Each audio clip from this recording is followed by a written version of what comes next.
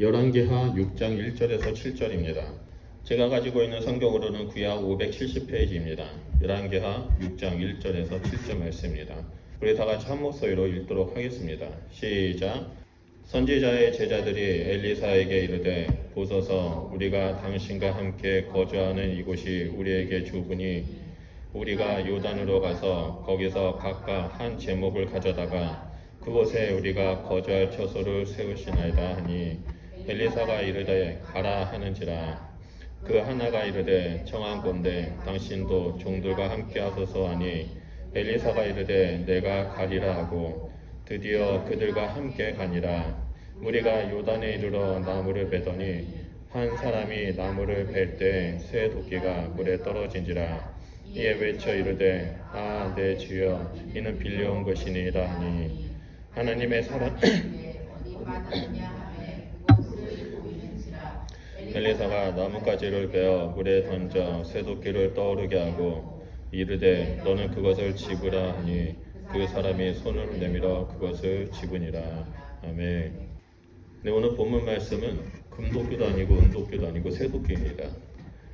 우리가 성경 말씀을 모른다 할지라도 그리고 교회를 다니지 않는다 할지라도 오늘 본문 말씀을 처음 읽게 돼도 친숙하게 다가옵니다. 왜냐하면 어디선가 많이 들어본 것 같은 느낌이 들지 않습니까? 그 이유는 바로 우리의 민족의 전래 동화인 금도끼, 은도끼 이야기와 너무나 비슷하기 때문에 오늘 말씀은 참 친숙하게 다가옵니다. 자, 우리 성도님들은 다 금도끼, 은도끼 동화 다 잘 알고 계시죠? 한국에서 어느 한 나무꾼이 산속에서 나무를 하죠. 그러다 나무를 하다가 도끼를 호수에 빠뜨려 버립니다. 그래서 이제 이 도끼를 잃어버린 나무꾼이 너무나 슬퍼하니까 갑자기 호수에서 산신령이 짠하고 나타나서 이 금도끼가 네 도끼냐, 은도끼가 네 도끼냐, 뭐 이렇게 묻죠. 그때 이 나무꾼이 솔직하게 금도끼, 은도끼가 다 제 것이 아닙니다 하고 말하니까 산신령이 감동을 받아서 금도끼, 은도끼 다 주면서 그 사람의 솔직감을 칭찬했다라는 내용이 바로 금도끼, 은도끼의 이야기입니다. 그런 것처럼 오늘 본문 말씀도 나무를 하다가 도끼가 물에 빠진 사건을 중심으로 이야기가 전개됩니다. 이 본문의 이야기는 북이스라엘을 활동했던 선지자 엘리사의 이야기입니다. 구약과 신약 성경 전체를 통틀어서 봤을 때 예수님 다음으로 수많은 이적과 기적을 일으켰던 사람이 바로 엘리사입니다. 엘리사는 북이스라엘의 영적 암흑기에 활동했던 선지자였죠. 당시 북이스라엘은 남유다 왕국과 동맹을 맺어서 서로 친하게 지냈습니다. 그리고 북이스라엘에는 잘 정비된 군사 조직이 있었고요. 경제적으로 번영해서 풍요의 시대였습니다. 하지만 영적으로는 극심히 타락한 시대였습니다. 끊임없이 바알을 숭배했고 하나님을 멀리했고 돈이 많은 상류층들은 자신이 더 잘 먹고 잘 살기 위해서 온갖 부정한 일들을 행하고 가난하고 약한 사람들을 착취했습니다. 이러한 영적인 암흑기 배경 속에 오늘 본문 말씀에 선지자의 제자 공동체가 나옵니다. 많은 분들이 이 본문 말씀을 이렇게 해석합니다. 영적인 암흑기에 가득 차 있다 할지라도 우상 숭배가 가득한 사회 속에서도 하나님을 경외하는 사람들이 모여서 하나님의 말씀을 연구하고 하나님의 말씀을 가르치는 공동체가 있다. 그래서 이 사람들이 담대하게 하나님을 전하기 위해서 이곳에 모여 있다라고 말합니다. 그래서 이러한 관점으로 오늘 본문 말씀을 해석하고 있습니다. 저 역시 이 말씀을 봤을 때 하나님의 사람들이 모여서 부흥을 꿈꾸며 기도하며 열심히 최선을 다하는 그런 관점으로 이 말씀을 보고 지나쳤습니다. 그런데 어느 날 말씀 읽다가 한 가지 이상한 점을 발견했습니다. 그러면서 다른 관점으로 묵상하게 되었는데요. 그 이상한 점이 무엇이냐면 우리가 방금 읽었던 것처럼 결론 부분이 없다는 겁니다.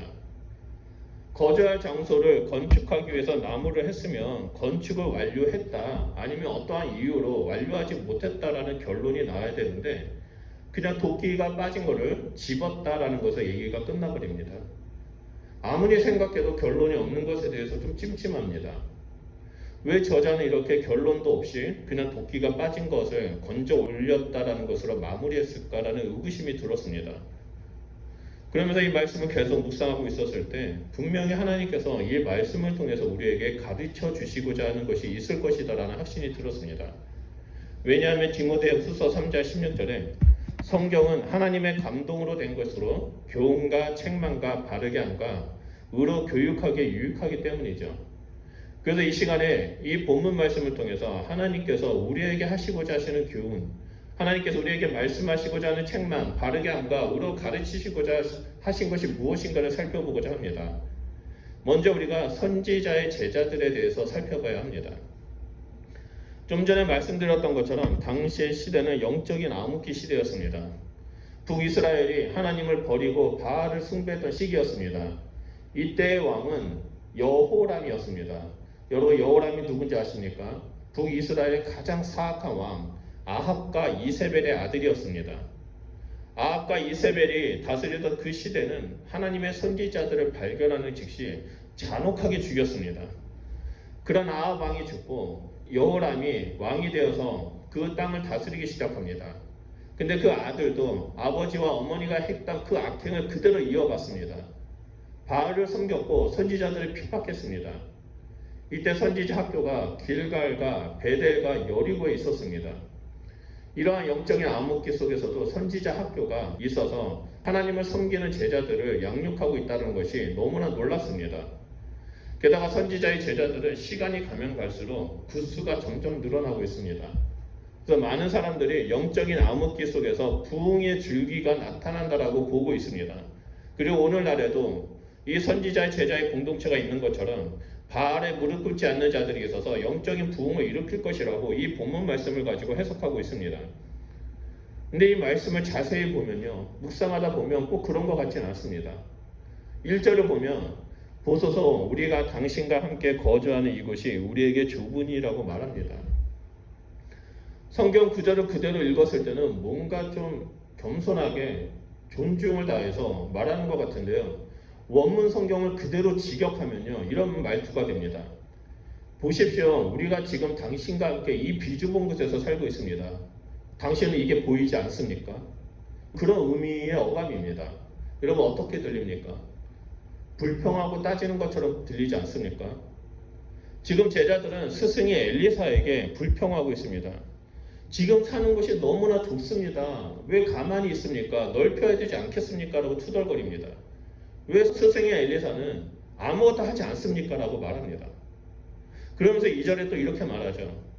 우리가 요단으로 가서 거기서 각각 한 대목을 가져다가 그곳에 우리가 거주할 초소를 세우사이다라고 나옵니다.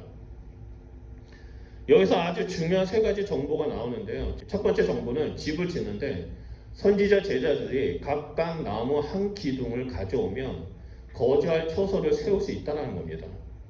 집을 짓는데 많은 양의 나무들이 필요하죠. 근데 한 사람이 각각 한 기둥씩 가져오면 집을 짓을 수 있다고 말합니다. 그만큼 선지자의 제자의 수가 엄청 많다는 것을 보여주고 있죠.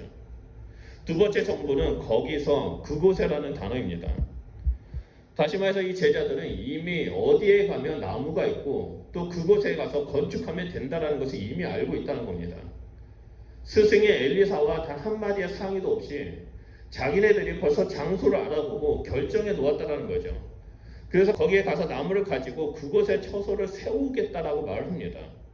여러분, 뭐가 이상하지 않습니까? 선지자 학교의 책임자는 엘리사입니다.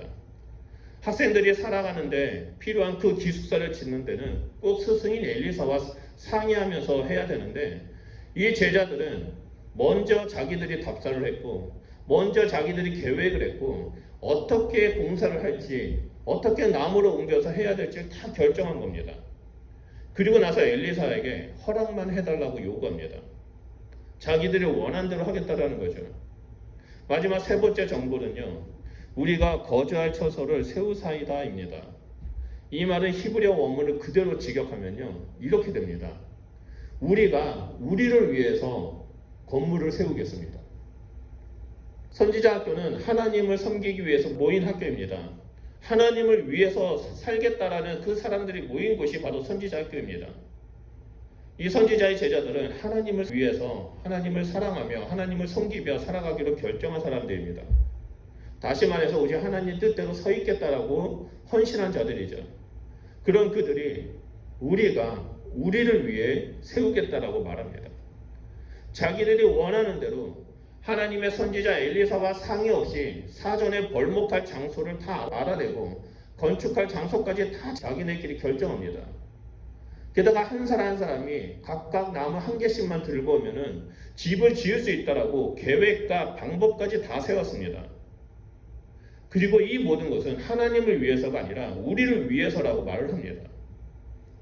그러면서 엘리사에게 이렇게 말하죠. 당신은 그저 우리가 하는 대로 지켜만 보십시오. 이렇게 말합니다. 이렇게 살펴보니까 좀 뭔가 익숙하지 않습니까? 현대를 살아가는 우리의 모습 같지 않습니까? 북이스라엘은 하나님을 버리고 우상 숭배를 하고 있습니다. 사회는 강한 자가 약한 자를 돌보지 않고 오히려 착취하고 있습니다. 자신의 이익과 탐욕을 위해서 움직이고 있습니다. 왕부터 시작해서 사회 곳곳에 악이 가득 차 있습니다. 이러한 영적의 암흑기 속에서 하나님을 섬기겠다고 모인 이 제자들이 비좁은 환경이 다가오니까 하나님의 뜻을 구하는 것이 아니라 자신의 힘과 능력으로 해결하려고 합니다. 바알을 숭배했던 백성들과 별 다른 모습을 보여주지 않고 있습니다. 어쩌면 이들은 나는 바알을 숭배하지 않아, 나는 하나님을 섬기는 사람이야 라고 자신을 합리화하지 않았을까라는 생각이 듭니다. 나는 북이스라엘 백성과 달라라고 생각하지 않았을까. 하지만 제3자 입장에서 보면 바알을 숭배하는 거나 내 마음, 내 힘, 내 능력으로 해결하는 것이 별 다름이 없어 보입니다. 오늘날도 마찬가지입니다. 나는 이미 구원받았어. 나는 저 사람들과 달라. 나는 회개했기 때문에 용서받았어. 의롭게 되었어. 그래서 세상의 법이 나를 판단할 수 없어. 이렇게 고백하는 사람들 때문에 한국 교회가 조롱을 받고 모욕을 당하고 있는 것이 오늘날의 현실입니다. 영적인 교만함에 빠진 이 안타까운 현실입니다. 예수님은 이 땅에 오셔서 사람들의 머리 위에 서 있지 않았습니다. 오히려 가장 낮은 자리에 가서 하나님의 뜻대로 하나님의 마음을 구하고 하나님이 원하신 대로 행하셨고 말씀하시고 가장 낮은 자의 사람의 친구가 되었습니다. 우리는 이 선지자의 제자들의 모습을 보면서 하나님이 가르쳐 주시는 것이 무엇인지 귀를 기울여야만 합니다. 하나님께서는 우리에게 교훈과 책망과 바르게 함과 의로 가르치시고자 하시는 것이 있습니다. 그것은 바로 나는 예수 믿고 구원받았다라는 것에 안주하지 말라는 겁니다. 나는 이미 구원받았어. 나는 천국 티켓을 구했으니까 괜찮아라고 안주하고 나태함 가운데 빠지지 말라는 겁니다. 한순간에 하나님을 놓치게 되면 환경을 보게 되면 무너지는 것이 바로 우리들의 현실입니다. 하나님을 놓치게 되면 우리 자신을 우상으로 만들고 숭배하는 것이 바로 우리들의 모습입니다. 여러분 베드로는 어땠습니까? 베드로는 한순간에 높은 파도를 보고 예수님을 시선에서 놓쳤습니다. 그 결과 베드로는 물에 빠졌죠. 가룟 유다는 예수님과 3년 반 동안 함께 생활하고 함께 숨을 쉬고 함께 대화하며 살았습니다. 근데 돈에 눈이 멀어서 예수님으로부터 시선을 놓쳤습니다. 결국 예수님을 은 30냥에 팔았습니다. 영적 암흑기에서 오직 하나님만을 섬기겠다고 하나님만을 위해서 살겠다라는 이 제자들이 비좁은 현실이 다가오니까 순식간에 세상의 가치관대로 따라가게 됩니다. 자신의 필요를 보게 되는 그 순간 다른 이스라엘 백성과 똑같이 자신이 주인된 삶을 살아가고 있습니다. 죄인된 모습을 보이고 있습니다. 그럼에도 불구하고 엘리사는 가라고 말합니다. 제가 엘리사였다면 니네 지금 제정신이냐라고 말을 할 텐데 엘리사는 그냥 가라고 합니다. 그리고 3절에 그들 중 하나가 함께 가자고 요청을 하자 기꺼이 또 동행을 해줍니다. 저는 이 장면을 묵상하면서 하나님의 사랑을 너무나 크게 느꼈습니다. 하나님을 따르겠다라고 헌신했고 하나님 뜻대로 살겠다라고 헌신했지만 그 두 마음이 있는 그 제자들, 환경에 따라 그 두 마음 중에 하나님이 아닌 다른 것을 선택했음에도 불구하고 하나님은 그 제자를 거절하지 아니하고 끝까지 동행해 주신다는 겁니다. 그래서 함께 하시면서 삶 속에서 그들을 하나씩 하나씩 고쳐주는 장면이 바로 오늘 본문 말씀이라는 겁니다. 갑작스럽게 여러 가지의 재앙과 또한 여러 가지 심판의 모습으로 나타내셔서 한꺼번에 바꿔줄 수도 있었지만 한꺼번에 가르쳐 주시고 책망해 줄 수도 있었지만 하나님께서는 부드럽게 동행하시면서 한 사람 한 사람씩 그 마음을 만져주는 것이 바로 물에 빠진 도끼 사건입니다. 그래서 이번에 이 물에 빠진 도끼에 대해서 좀 살펴보려고 합니다. 사절을 보면 제자들은 의도했던 대로, 계획했던 대로 무리가 요단에 가서 나무를 베기 시작합니다.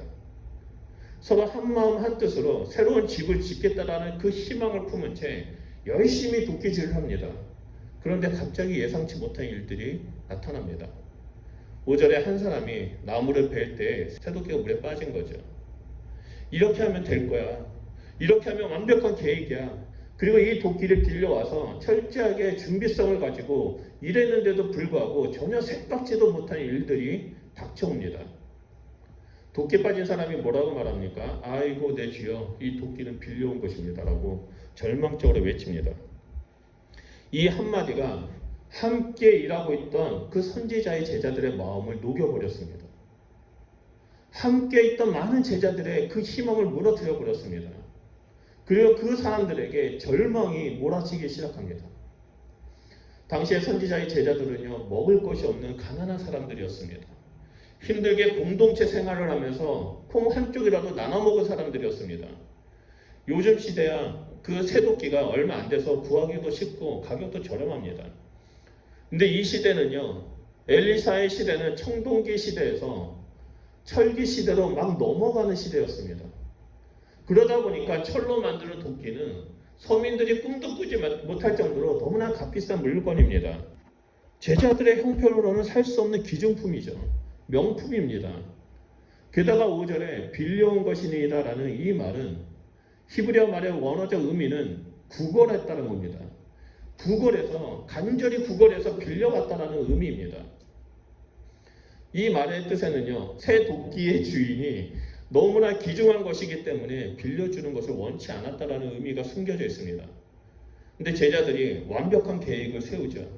완벽하게 준비를 하기 위해서 이 주인을 끊임없이 찾아다니면서 제발 빌려주십시오. 구걸해가지고 겨우 빌려온 겁니다. 그런 귀중한 새도끼를 잃어버렸습니다. 이 사람들이 얼마나 놀랐겠습니까? 도끼를 빠뜨리는 순간 모든 희망이 무너졌고 모든 계획이 다 무너졌습니다. 수많은 제자들이 가지고 있는 도끼가 그 중에 하나가 빠뜨린 건데 그 도끼 하나 때문에 새 집을 짓겠다라는 그 희망이 사라졌습니다. 이 일로 인해서 모든 작업이 중단되고 모든 사람들이 근심 어린 눈으로 그 사람을 쳐다봅니다. 게다가 도끼를 잃어버린 제자는 절망에 빠지게 됩니다. 물에 빠진 도끼나를 찾지 못한다면 그는 갚을 수가 없어서 결국엔 노예로 전락될 수도 있는 상황입니다. 모든 희망이 무너지고 계획이 무너지고 이전에 인간의 힘으로 할 수 있는 것이 아무것도 없습니다. 그때 하나님께서 일하기 시작합니다. 우리 다 같이 6절 말씀을 보도록 하겠습니다. 우리 6절 말씀 다 같이 읽을까요? 시작. 하나님의 사람이 이르되 어디 빠졌느냐 하매 그것을 보이는지라 엘리사가 나뭇가지를 베어 물에 던져 새 도끼를 떠오르게 하고. 여러분 여기서 혹시 이상한 거 하나 발견하셨습니까? 6절 처음을 보면요, 하나님의 사람이 이르되라고 말합니다. 엘리사가 이르되가 아니라 하나님의 사람이라고 말합니다. 이것은 바로 하나님께서 일하기 시작했다라는 것을 말합니다. 하나님의 사람 엘리사가 어디에 빠졌냐고 물으니까 제자가 도끼가 빠진 그 요단강물 깊은 곳에 손가락으로 가르치면서 저기에 빠졌습니다라고 말합니다. 그 모습을 본 엘리사가 주변에 있는 나뭇가지를 하나 꺾어서 물에 던져버립니다. 나무가 던져진 물 수면을 제자들이 유심히 지켜봅니다. 여러분 상상력을 사용해서 한번 들어보시면 감사하겠습니다. 그래서 그 물 수면을 유심히 보는데 갑자기 거품이 막 올라오더니 그 물 속에서 새 도끼가 둥둥둥둥 떠오릅니다. 상식적으로, 과학적으로 말이 안 됩니다. 쇳덩어리는 무게가 있어가지고 물에 가라앉을 수밖에 없죠. 그런데 새 도끼가 나뭇잎처럼 물 수면에 둥둥둥둥 떠오릅니다. 쉽게 이해가 되지 않습니다. 그래서 이제 기독교 안에서도, 교회 안에서도 이 6절 말씀이 논란이 있습니다. 신학자들 사이에 이 6절 말씀이 논란으로 지금 남아 있습니다. 어떤 신학자들은요, 새도끼가 빠진 곳이 아주 얕은, 눈에 보이는 물가의 얕은 곳에 빠졌다고 말합니다. 그래서 그분이 주장하는 것은 엘리사가 나뭇가지를 꺾어서 그 도끼날 빠진 그 구멍에 정확하게 끼어가지고 건진 장면이다라고 말을 합니다. 그리고 또 다른 학자들은 새도끼 밑에 나무를 막 집어넣어가지고 뗏목을 만들어서 이 나무의 부력으로 이 도끼를 끌어올렸다라고 말하고 주장하는 사람들이 있습니다. 과학적으로 이해가 안 되니까 합리적으로 상식적으로 설명하려고 별의별 방법을 다 씁니다. 이뿐만이 아니죠. 어떻게 죽은 사람이 3일 만에 살아날 수 있냐. 과학적으로 말이 안 된다라고 말하는 사람들이 있습니다. 부활은 없다라고 말하는 사람들이 있습니다. 하나님의 창조는 과학적이 아니다라고 말합니다. 오히려 다윈의 진화론이 과학적이라고 말을 하죠. 저는 아무리 생각해도 다윈의 그 진화론은 더 비과학적으로 느껴집니다. 노아의 방주도 그 출애굽의 사건도 모두 다 신화라고 말합니다. 과학적으로 말이 안 된다라고 말합니다. 이런 사람들이 교회 밖에 있는 것이 아니라 교회 안에도 있습니다. 내가 믿고 싶은 것만 골라서 믿고 이해가 안 되면 과학적으로 어떻게 해서든지 설명하려고 합니다. 이성적으로 논리적으로 이해하려고 노력합니다.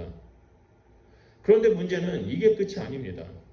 이러한 태도가 바로 하나님의 그 전지전능하심, 하나님의 능력을 부정하는 것이기 때문입니다. 많은 분들이 성경 읽다가 또는 말씀을 듣다가 인간의 이성으로 이해가 안 되면 에이 말도 안 돼. 정말 그럴까? 그렇게 생각하는 경우가 있습니다. 우리가 기억해야 되는 것은 그 순간 그렇게 생각하는 자체가 바로 그 하나님의 전능하심, 하나님의 능력을 부정하는 것이라는 것을 우리가 깨달아야만 합니다. 하나님마저 과학으로 판단하고 하나님마저 논리적이고 이성으로 판단하고 있는 시대가 바로 오늘날 우리가 살고 있는 시대입니다. 우리는 말씀을 보다가 말씀을 듣다가 이해가 안 된다 할지라도 하나님 말씀에는 아멘 믿습니다라고 시인해야만 합니다. 하나님과 말씀은 믿음의 대상이지 과학으로 분석하는 대상이 아닙니다. 그렇기 때문에 우리가 아멘 믿습니다라고 고백하며 나아갈 때 하나님의 역사를 경험하는 놀라운 일들이 일어나게 됩니다. 이 제자가 그 엘리사의 말을 듣고 믿음으로 바라보죠. 그래서 어떻게 나타납니까? 6절로 다시 되돌아보면 엘리사가 나뭇가지를 베어 물에 던지니까 새도끼가 떠오르게 됩니다. 여기서 떠오르다라는 말은요, 히브리어 원문 의미로는 수영하다입니다. 넘쳐 흐르다는 겁니다. 이 도끼가 수영하고 있는 겁니다. 여러분 상상해 보십시오. 엘리사가 나뭇가지를 던졌는데 저 요단강 깊은 곳에서 갑자기 도끼가 쑥 떨어오더니 저병, 배영, 자유형을 막 해가지고 그 앞으로 수영하면서 제자 앞으로 다가옵니다. 놀랍지 않습니까? 도끼가 헤엄치듯 다가오니까 7절에 엘리사가 너는 그것을 지불하라고 말합니다. 그러자 그 사람이 손을 내밀어서 수영하듯이 다가온 그 도끼를 집습니다. 학자들이 이것을 뭐라고 말씀하시는지 아십니까? 물에 들어가서 집었다라고 말합니다. 근데 성경에는 물에 들어가서 집었다는 말이 안 나옵니다. 이 도끼가 수영하듯 그 물가까지 나온 겁니다. 그래서 바로 손만 뻗어서 집은 거죠. 이 사람은 도끼를 잃어버리고 절망감에 빠져 소리 지르는 사람입니다. 자신의 힘으로 할 수 있다고 여겼을 때는 전능하신 하나님을 경험하지 못했습니다. 자신의 생각과 계획이 다 무너지고 나서 자신의 희망이 다 무너지고 나서 나는 아무것도 할 수 없습니다. 아이고 주여 이거는 빌려온 건데 어떻게 하면 좋겠습니다 라고 하나님 앞에 부르짖었더니 하나님께서 들으시고 일하신 것입니다. 우리가 이 땅에 살아가면서 하나님을 삶 속에 경험하지 못한다는 것은 아직도 내 힘과 내 능력, 내 계획과 내 생각대로 살아가기 때문이라는 것을 우리는 기억해야만 합니다. 그렇기 때문에 우리는 하나님 앞에서 우리의 모든 힘을 빼야 합니다. 때로는 예상치 못한 고난이 다가올 수 있습니다. 재정적인 어려움을 당할 수도 있고 건강의 어려움과 사람과의 관계에서 어려움을 당할 수도 있습니다. 마치 황폐한 강야 속에서 나 혼자 홀로 있는 것 같은 그런 고난의 자리에 있는 것 같은 그런 느낌이 들 때가 있습니다. 하지만 그때가 바로 살아계신 하나님이 일할 때입니다. 살아계신 하나님을 경험할 때입니다. 살아계신 하나님의 음성을 듣고 만나고 경험할 수 있는 중요한 순간이고 절호의 찬스입니다. 이것이 바로 우리가 항상 기뻐하고 쉬지 말고 기도하고 범사에 감사할 수 있는 이유가 됩니다.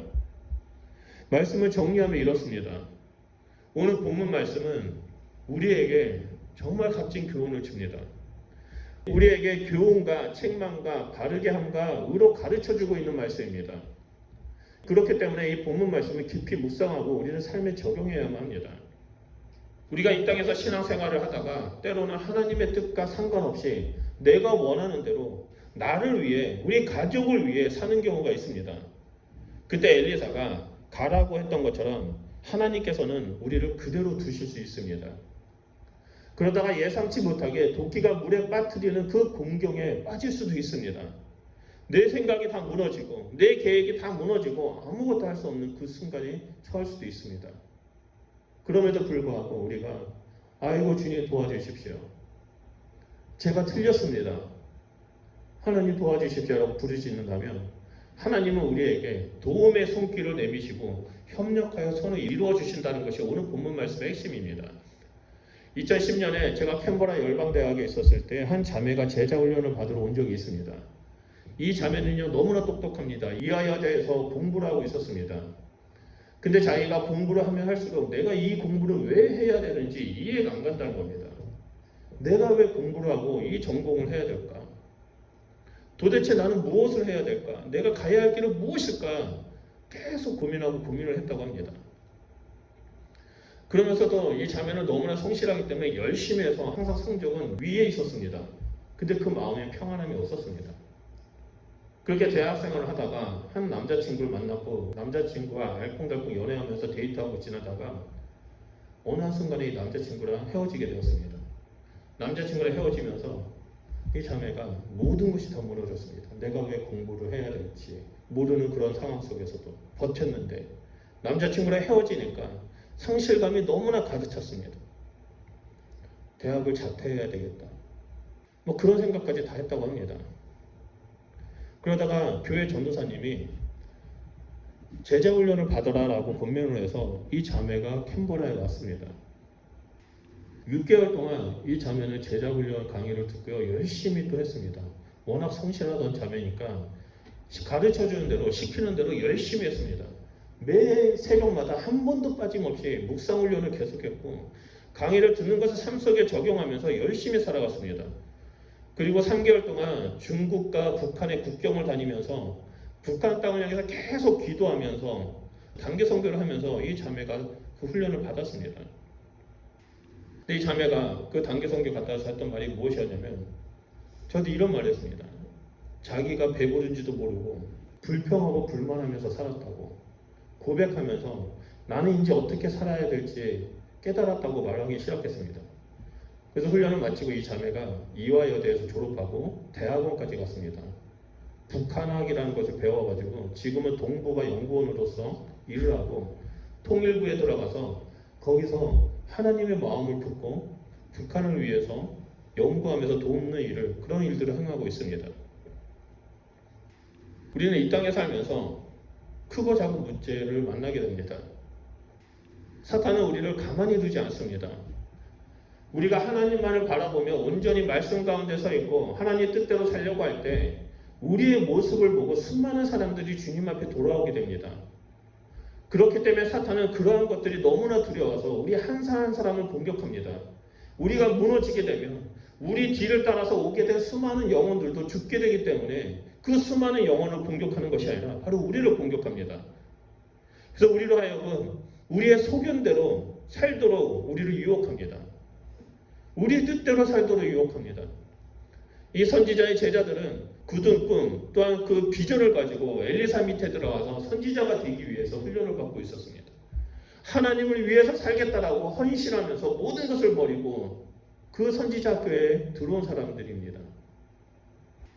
영적인 암흑기 속에 있는 그 백성들을 구하겠다. 영적인 암흑기에 있는 그 백성들에게 하나님의 말씀을 전하겠다라는 그 마음을 가지고 선지자의 학교에 왔는데 비좁아지니까 한순간에 그 시선을 하나님 앞에서 놓치게 됩니다. 잃어버리게 됩니다. 그래서 결국에 자신의 생각과 자신의 뜻대로 하려고 하고 있죠. 이 사람들은 조만간 선지자가 될 사람들이었습니다. 그런 그들이 하나님을 놓치고 나를 위해서 집을 지으려다가 이런 일들을 당하게 됩니다. 재미있는 것은 하나님께서는 그 사람들에게 아무 말도 하지 않고 엘리사는 아무 말도 하지 않고 가라고 말합니다. 그런 것처럼 하나님은 때로는 우리를 그냥 내버려 두실 수도 있습니다. 하나님께서 그대로 내버려 두신다는 것은 내 생각, 내 뜻에, 내 계획에 동의하신다는 것이 아닙니다. 하나님은 우리가 스스로 깨닫기를 원하시고 돌아오기를 기다리고 계신 겁니다. 결국 도끼가 물에 빠졌을 때 하나님 앞에 두 손 들고 들면서 하나님 도와주십시오라고 외쳤을 때 하나님은 그제서야 일하면서 그 선지자들에게 가르쳐 주시는 것처럼 오늘날 우리에게도 가르쳐 주고 계십니다. 오늘날 우리가 살고 있는 이 시대는 사사시대와 같습니다. 사람들은 죄다 자기 소견대로 살아갑니다. 우리는 이러한 상황 속에서 살면서 때로는 나의 몸과 마음과 영혼을 짓누르는 그 비좁은 공간에서 갇혀가지고 아둥바둥 사는 경우가 있습니다. 그때 우리는 나를 위해 거기에 가서 그곳에서 나의 힘으로 집을 짓는 어리석은 일들을 행하는 것이 아니라 하나님 앞에 나아가야만 합니다. 하나님 이 비좁은 공간 속에서 나에게 무엇을 가르쳐 주기 원하십니까? 하나님 저에게 말씀해 주십시오. 하나님 저의 장막을 확장시켜 주십시오라고 우리는 기도하며 나아갈 때 하나님은 일하시고 우리의 장막을 넓혀주는 분이시라는 것을 우리는 믿고 나아가야 됩니다. 그럴 때 우리는 살아계신 하나님의 일하심을 보게 됩니다. 하나님을 경험하게 됩니다. 하나님은 도저히 떠오를 것 같지 않은 그 쇠도끼를 떠오르게 하시는 분이십니다. 우리 하나님은 인생 가운데 낭만과 절망 가운데 가라앉은 우리의 마음을 새롭게 떠오르게 하시는 분이십니다. 그리고 우리의 건강을 회복시켜 주시는 분이시고 우리의 영혼을 소생케 해주시는 분이시고 하나님의 형상을 가지고 이 땅에서 참된 부흥, 하나님의 말씀을 전하는 자로 우리를 일으켜 세우시는 분이십니다. 그러므로 매일의 삶 속에서 오늘 본문 말씀을 깊이 묵상하고 기억하면서 하나님께 시선을 맞추며 나아가는 주님의 백성이 되시기를 축원드립니다. 우리의 시선이 하나님 앞에 맞춰질 때 하나님은 우리의 그 비좁은 모든 공간들을 넓혀주실 것이고 우리를 통해 이 땅 가운데 사람들에게 하나님의 마음을 흘려보내는 축복의 통로로 삼아주실 것이라고 믿습니다. 우리 시간에 좀 말씀을 기억하면서 찬양한 거 부르겠습니다.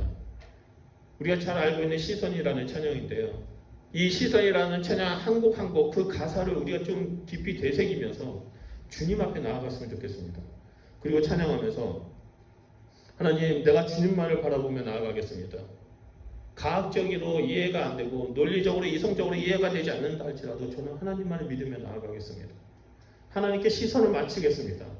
그럴 때 우리의 지경을 넓혀주시고 그 지경 가운데 수많은 영혼들이 돌아와 하나님을 만나고 하나님을 예배하는 일들이 일어나게 해주십시오. 우리 좀 기도했으면 좋겠습니다. 우리 찬양하며 나아가겠습니다.